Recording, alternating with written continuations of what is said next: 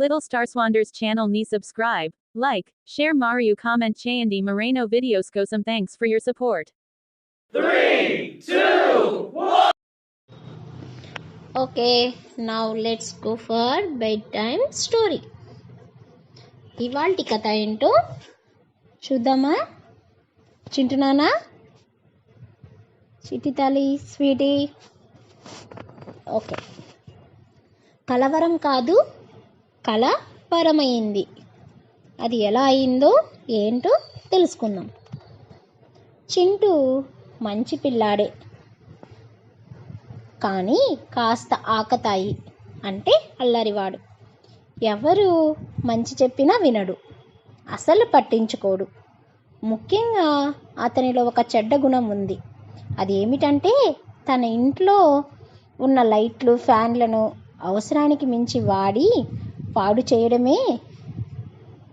చేయడమే. అలాగే కుళాయి కూడా పూర్తిగా విప్పేసి నీళ్లను వృధా చేస్తుంటాడు. వాళ్ళ అమ్మా నాన్నలు, అక్క, అన్నయ్యలు అలా విద్యుత్తు, నీరు వృధా చేయకూడదని, పొదుపుగా వాడుకోవాలని ఎన్నిసార్లు చెప్పినా తన అలవాట్లను మార్చుకునేవాడు కాదు. పైగా వాళ్ళతో వాదించేవాడు. ఒకసారి చింటూ తన గదిలో చదువుకోవడానికి అన్ని లైట్లు వేశాడు. కాసేపు చదువుకొని వాటిని అలాగే వదిలి వెళ్ళబోయాడు. ఇంతలో ఒక లైటు విచారంగా మొహం పెట్టి, నేస్తమా,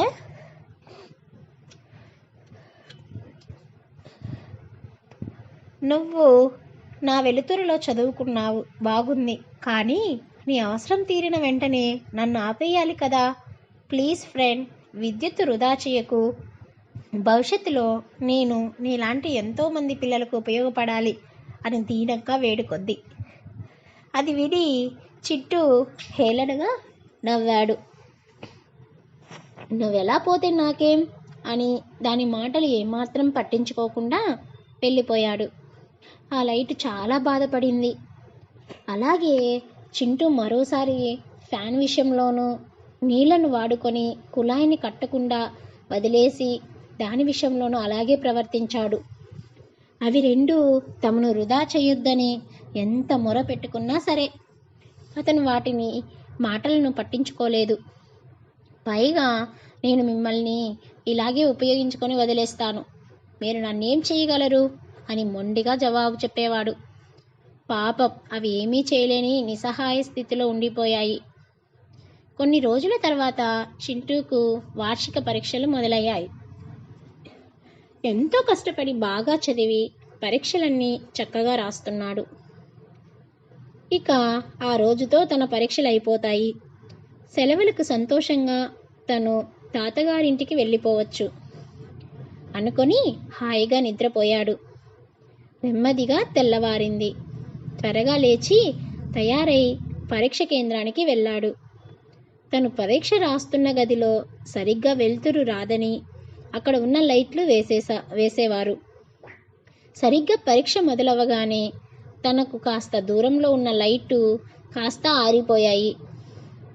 చింటూకి ఏం చేయాలో తోచలేదు. అక్కడ మాస్టార్కు చెప్పినా ఆయన పట్టించుకోలేదు. పైగా అందరూ బాగానే రాస్తున్నారు కదా, ఎవరికీ రాని సమస్య నీకు ఒక్కడికే వచ్చిందా, వెళ్ళు అని గట్టిగా అరిచారు. దాంతో చింటూ అయోమయంలో పడిపోయాడు. ఒక్క పరీక్ష సమయం మించి పోసాగింది. తొందరగా కరెంటు రావాలని దేవుణ్ణి ప్రార్థించాడు. లేకపోతే పరీక్ష టైం అయిపోతుంది అని బాధపడుతున్నాడు. కానీ ఫలితం లేదు. కనిపించని వెలుతురులోనే ఎలాగో పరీక్ష అయ్యిందనిపించాడు. ఎండలు ఎక్కువ ఉండడంతో చింటూకు బాగా దాహం వేసింది. పరీక్ష కేంద్రం నుంచి బయటికి వచ్చాక నల్ల దగ్గరికి వెళ్ళి కుళాయి తిప్పాడు. దాంట్లోంచి ఒక్క చుక్క నీరు కూడా రాలేదు. నోరు దాహంతో పిడుచుకట్టుకు పోయింది. అయ్యో భగవంతుడా, ఎంత కష్టం వచ్చింది అని చాలా బాధపడ్డాడు. ఈరోజు లైటు లేకపోవడంతో పరీక్ష బాగా రాలేకపోయాడు చింటూ. తాగడానికి నీళ్లు దొరక్క చాలా ఇబ్బంది పడ్డాడు. పరీక్ష ఫలితాల్లో తన నంబర్ లేదని అన్నయ్య చెప్పేసరికి ఒక్కసారిగా విలవిలలాడిపోయాడు. తన భవిష్యత్తు అంధకారమైనట్టు భావించాడు. చింటూ కళ్ళ వెంబడి నీళ్లు కొరసాగాయి. క్రమంగా తన తప్పు తెలుసుకున్నాడు. తను ఎన్నోసార్లు నీటిని, విద్యుత్తును వృధా చేశాడు. కానీ ఇప్పుడు వాటి విలువ తెలుసుకున్నాడు. నేను మళ్ళీ ఎప్పుడూ అలాంటి పొరపాటు చెయ్యను, మిమ్మల్ని వృధా చేయను అని గట్టిగా ఏడవసాగాడు. ఇంతలో అమ్మ వచ్చి, చింటూ, ఏదైనా పీడకల వచ్చిందా? లే బాబు, ఈరోజు నీకు చివరి పరీక్ష కదా, లేచి త్వరగా తయారై వెళ్ళు అని చెప్పింది. అదంతా కలే అయినా అప్పటి నుంచి చింటూలో మార్పు వచ్చింది. ఆ తర్వాత ఎప్పుడూ నీటిని, విద్యుత్తుని వృధా చేయలేదు.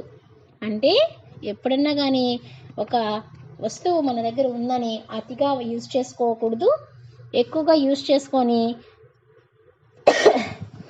చేసుకుంటూ సరైన పద్ధతిలో యూజ్ చేసుకోకుండా ఎక్కువగా యూజ్ చేసుకొని పాడు చేయకూడదు.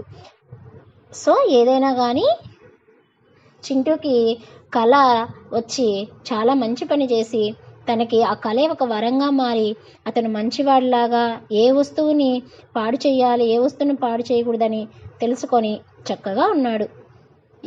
ఎలా ఉంది పిల్లలు story? Okay, good night. Thanks for watching. Subscribe for more videos. Click on bell icon. Thank you.